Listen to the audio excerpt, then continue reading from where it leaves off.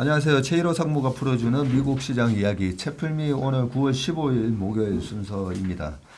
좀 전에 우리 남궁재훈 주임이 미국 시장에 대해서 브리핑을 해주면서 이제 PPI 얘기를 했는데요. PPI는 그나마 컨센 대비해서 0.1%포인트 적게 나온 거죠?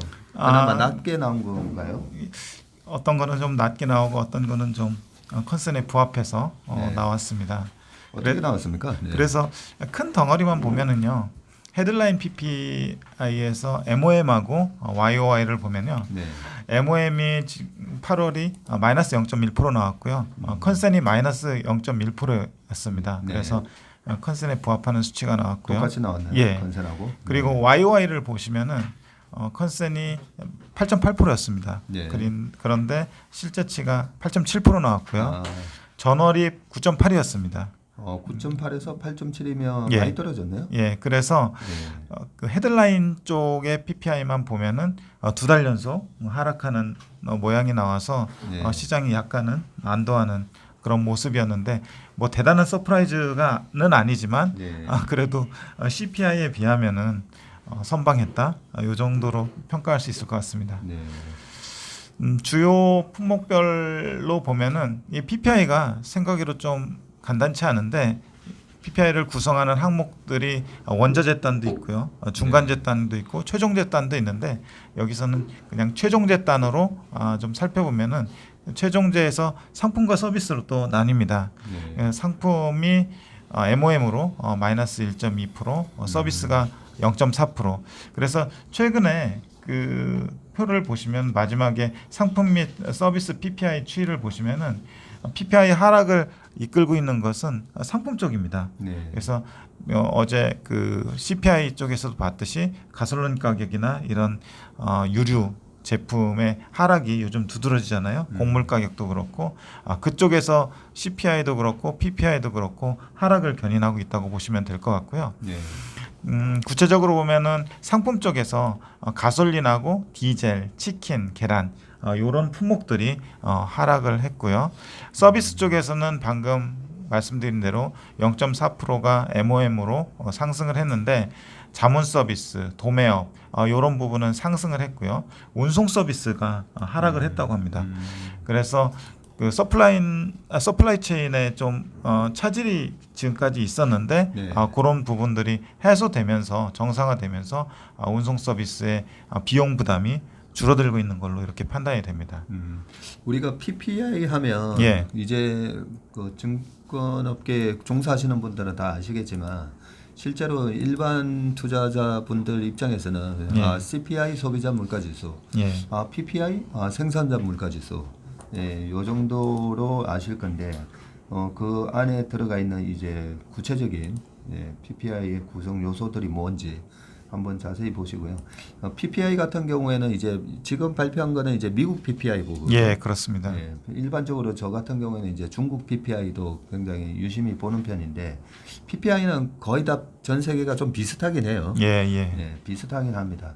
그런데 이제 그 생산자 물가지수가 왜 중요하냐면 2012년부터 2015년까지 우리나라 중후장대 산업들 조선건설 뭐 철강까지 아주 이제 좀 혹독한 시기였는데 그때 중국의 PPI가 계속 마이너스에서 머물러 있었거든요. 그래서 생산자 물가지수가 마이너스에서 2015년 말에서 16년이죠. 58개월 만에 2016년 하반기 들어가면서 생산자 물가지수 이 PPI가 플러스 나면서 그때 이제 JP모간에서 중국의 PPI가 플러스로 58개월 만에 플러스로 돌았으니까 이제는 이머징 마켓의 주식을 비중을 높여야 된다. 이런 콜을 한 적이 있었어요. 그렇기 때문에 이제 생산자 물가지수가 조금 미국은 CPI가 상당히 중요한데 PPI도 우리가 그 매매하고 있는 그런 시클리컬 업종들 있잖아요. 그런 부분에 있어서 영향을 좀 많이 받는 지수다라고 보시면 되고요. 그런데 여기 미국 PPI에는 보니까 서비스 이쪽도 같이 나오니까 재밌네요. 상품은 마이너스 1.2가 나왔는데 서비스는 오히려 플러스. 이게 그렇습니다. 다 리오프닝 때문인가요? 그렇습니다. 거기다가 이제 최근에 미국의 이제 임금 상승률도 좀 높아지고 있잖아요. 네. 그러다 보니까 이런 서비스 쪽에서 가격 자체, 저기 용역 단가 이런 것들이 좀 높아지고 있는 것 같습니다. 네. 이것도 역시 보시면은 최근 두 달간에 상품 쪽에서 마이너스 1.7, 마이너스 1.2 계속 좀 하락하는 모습이고요. 서비스 쪽에서는 0.2, 0.4 이런 식으로 조금 올라가는 그런 상황입니다. 예. PPI도 그러면 2022년 3월 올해 전쟁 딱 터지고 나서 유가가 고점을 찍었던 예. 올해 3월 11.7% 나오면서 예. 최고치 기록했었네요. 예, 그렇습니다. 그때부터 이제 11%를 계속 6월까지 유지하다가 최근 두 달간 7월에서 8월 각각 9.8, 8.7로 이렇게 하락을 하고 있는 상황입니다. 예. 4개월 연속 11%대에서 예. 고공행진을 하다가 7월 달에 9.8 그리고 8월 달에 8.7 예. 좀 의미 있게 이제 빠지는 부분이네요. 예, 이게 더 의미 있는 거는 사실 CPI하고 좀 연관시킬 수 있는데 네.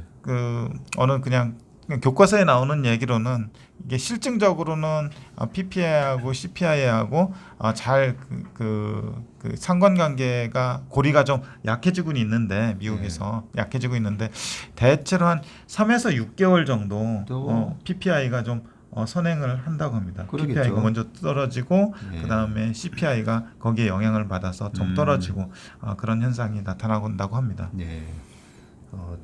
말 그대로 듣던 중 반가운 얘기입니다. 예. CPI가 조금 더 가파르게 떨어졌으면 하는 바람이잖아요, 우리는. 예, 그렇습니다. 예. 그런데 요 데이터만 보니까 6월 달까지 계속 11.3에서 고공행진을 하고 있었으니까 예. 예, CPI가 왜 조금 더디게 떨어지는지 알 수가 있을 것 같으네요. 예. 그리고 모기지가 뭐 30년 만에 뭐 6% 이상을 넘어갔다 뭐 이런 뉴스를 예. 아침에 본 것 같아요. 맞습니다. 모기지 금리 우리가 돈을 빌릴 때 주는 비용이죠. 그러니까 대출 금리 쉽게 말해서 그게 지금 30년 만기죠. 예, 30년 만기입니다. 30년 만기로 지금 6.24%를 기록하면서 20년 내 최고 수준에 근접을 했는데 찾아보니까 2002년부터 2022년까지 한 20년 동안 장기 차트를 가져와 봤는데 네. 월간입니다. 그래서 뭐 일간으로는 좀 차이는 있겠지만 2006년 6월에 6.38%를 기록을 했었고요. 네. 그리고 2008년 10월에 6.4%를 기록을 했었습니다. 네. 두 번째 앞에서 두 번째 보시면 그렇게 돼 있는데 네. 지금이 6.24%니까 거의 20년 내 최고 수준에 지금 근접하고 있는 그런 상황이라서 모기지 신청 그러니까 집을 사려고 대출을 받으려는 수요 자체도 네. 이런 금리 자체가 너무 높으니까 지금 상당히 둔화되고 있는 상황인데 그 은행연합회에서 주간 기준으로 이거를 계속해서 팔로우업을 하고 있는데 주간 기준으로는 1.2%가 빠진 걸로 나오지만 연간으로는 50% 이상 지금 줄어들고 있습니다. 네. 그래서 그 모기지 금리 상승에 대한 영향력이 지금 주택 시장에 막강하게 작용을 하고 있는 상황이고요. 그리고 또 주택 판매 가격이라든지 주택 거래량 이런 것들도 계속 저희가 하고 있지만 둔화되는 모습이잖아요. 네. 그래서 기존 주택 매매 가격 추이 보면 이게 중간 가격으로 해서 지금 6월에 고점을 찍었다가 7월부터 피크아웃하는 그런 모습인데 그러네요. 그 피크아웃하는 정도가 아직까지는 좀 약합니다. 그리고 이게 좀 시차가 있기 때문에 그 한두 달 정도 지나면은 더 이게 그 빠지는 모습이 확연하게 드러날 것 같다는 생각이 드는데 지금 이제 거래량이나 주변 환경 그리고 부동산업 지수 이런 걸로 봤을 때 부동산의 센티멘트가 조금 쿨다운 되고 있잖아요. 네. 그런 거로 봤을 때 제가 볼 때는 주택 매매 가격 자체가 좀 빠질 거로 이렇게 보고 있고요. 그에 따라서 어제 저희가 CPI 공부를 할 때 주택 매매 가격, 주택 가격이 빠지게 되면은 시차를 두고 렌트비도 빠진다고 네. 얘기를 했었는데 실제로 미국에 사는 지인들한테 몇몇 분 연락해서 문의를 해봤는데 렌트비가 빠지는 거를 그렇게 크게 실감하고 있지는 못하다고 하시더라고요. 그렇죠. 지금은 아직까지 렌트비가 빠지고 있지는 않을 거예요. 예, 그래서 자료를 좀 더 찾아봤는데 파이낸셜 타임즈에서 엊그제 CPI를 언급을 하면서 자기네들이 보기에는 이런 주택 시장 둔화가 앞으로 렌트비 가격의 하락도 견인을 할 것이다라고 한 그런 기사가 있었어요. 제목이 Housing Inflation is Dead 뭐 이렇게 돼가지고 주택 시장의 인플레이션은 이미 끝났다 뭐 이런 식으로 돼 있는데 그러면서 하나의 어떤 도표를 차트를 갖다가 거기다가 첨부를 해놨는데 그 렌트비나 주택 가격 자체가 집계가 되는 데까지 시간이 굉장히 오래 걸리잖아요. 그래서 이 사람들이 한 거는 아파트먼트 리스트라고 해가지고 그 실시간 인덱스를 제공하는 사이트가 있대요. 그 사이트에서 렌트비의 증감률을 YOY와 MOM 기준으로 구했는데 보니까 YOY나 MOM 기준으로 증가율 자체는 둔화가 되고 있어요. 그런데 그 MOM 기준으로 보시면 아직까지 마이너스는 아니에요. 근데 증가율 자체가 둔화되고 있기 때문에 실제로 체감하는 거는 아마 더딜 것이다라는 생각이 들고요. YOY로는 지금 이게 한 20% 이상까지 렌트비가 올랐다가 지금 10% 정도로 지금 증가율 자체가 둔화되고 있는 상황입니다. 그래서 그 다른 데이터들 뭐 역사적으로 좀 긴 시계열을 보면은 분명히 주택 가격 하락이 렌트비 하락을 이끄는 건 맞거든요. 시차가 좀 있다 뿐이지. 그래서 이것도 그 시간이 좀 걸리다 뿐이지 지금 이 상황이면은 렌트비도 서서히 좀 하락을 하면서 CPI의 부담을 좀 줄여주지 않겠나 이런 생각을 좀 하고 있습니다. 어떻게 보면 CPI도 지금 8%대 상승이 나오고 있다 보니까 과거 1980년대 초에 제가 한번 공부를 해봤더니 CPI가 그때 1980년 이제 4월달에 14.8% 찍고 나서 1981년 12월 달에도 여전히 9.6% 나오고 있었거든요. 떨어지기는 했지만 여전히 이제 절대적인 증가율 자체가 9%, 8% 이렇게 나오면 되게 부담스럽잖아요. 높은 상태를 계속 유지하게 되면요. 유지가 되다 보니까. 그래서 폴 볼커가 1982년 말까지 혹독한 경기 침체가 올 때까지는 계속 금리를 높게 유지를 했었더라고요. 그리고 언제부터 이제 금리에 대한 소위 말하는 이제 피벗이 나타났나 봤더니 결국은 CPI 증가율이 의미 있게 이제 한 6%대 이만으로 떨어졌을 때 피벗이 나타났었고요. 렌트비 증가도 지금 20%까지 올랐었는데 이게 엄청난 거잖아요. 사실은 18년, 19년, 20년도만 하더라도 렌트비 증가율이 한 3%대네요. 보니까. 그렇습니다. 그런데 이게 20%까지 가니까 페드가 이제 깜짝 놀라서 아마 지금 그렇게 호키시하게 나온 것 같고 10%까지 좀 빠지긴 했지만 이걸 보니까 5% 미만으로 좀 떨어져야 될 것 같다는 맞습니다. 좀 그런 생각이 들었고요. 그리고 30년 모기지 금리 추이 제가 이 차트를 보면서 조금 하나 의아한 게 2006년 6월 달까지 페드가 공격적인 금리 인상을 17번을 하거든요. 2004년 6월 달부터.